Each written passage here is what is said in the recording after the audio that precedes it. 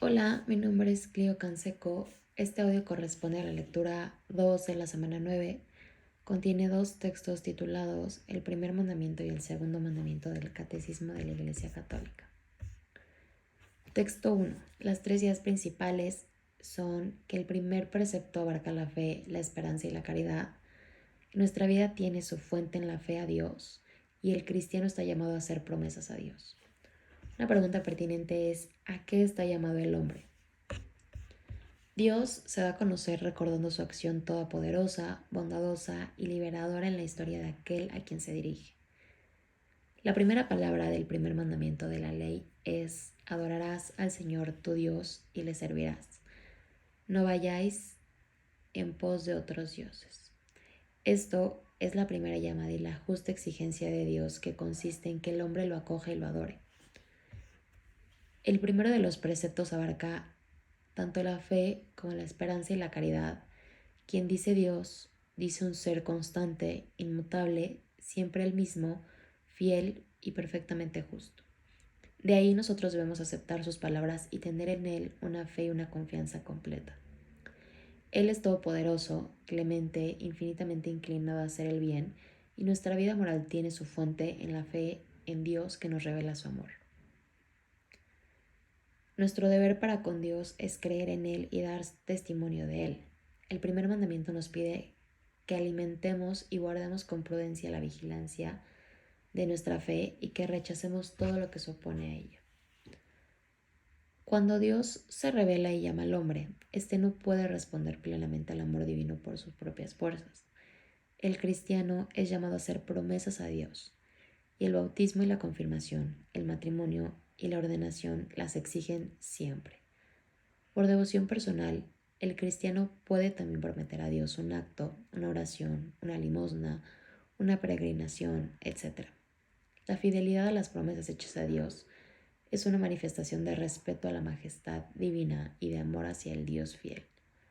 Todos los hombres están obligados a buscar la verdad, sobre todo en lo que se refiere a Dios y a su iglesia. Una vez conocidas, tenemos que abrazarlas y practicarlas.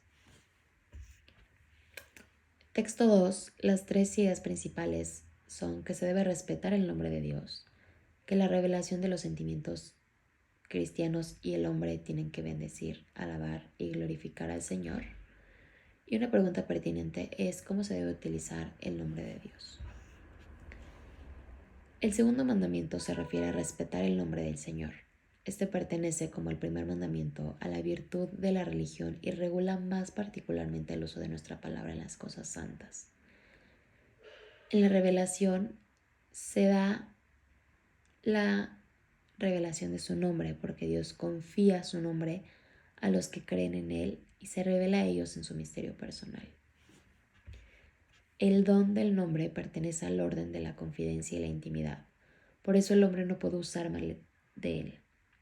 El hombre no debe emplear a Dios en sus propias palabras, sino que tiene que bendecirlo, alabarlo y glorificarlo. La diferencia respecto a su nombre expresa la que es debida al misterio de Dios mismo y a toda la realidad sagrada que evoca. El sentido de lo sagrado pertenece a la virtud de la religión.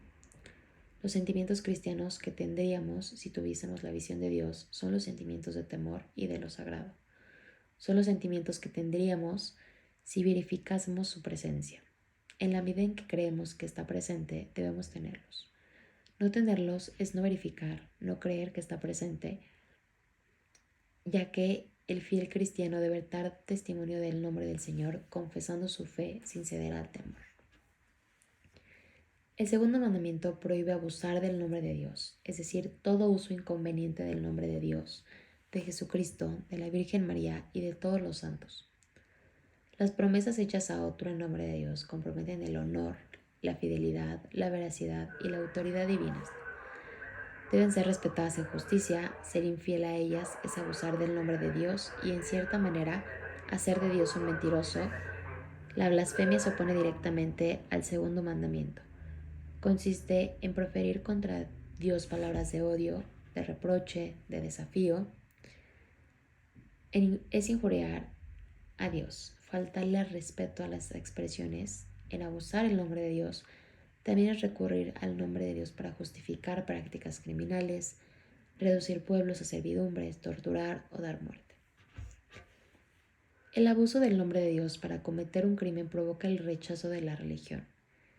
En el bautismo, el nombre del Señor santifica al hombre y el cristiano recibe su nombre en la iglesia. Puede ser el nombre de un santo, es decir, de un discípulo que vivió una vida de fidelidad ejemplar a su Señor. El bautizado consagra la jornada a la gloria de Dios e invoca la gracia del Señor que le permite actuar en el Espíritu como hijo del Padre. La señal de la cruz nos fortalece en las tentaciones y en las dificultades. Gracias, hasta luego.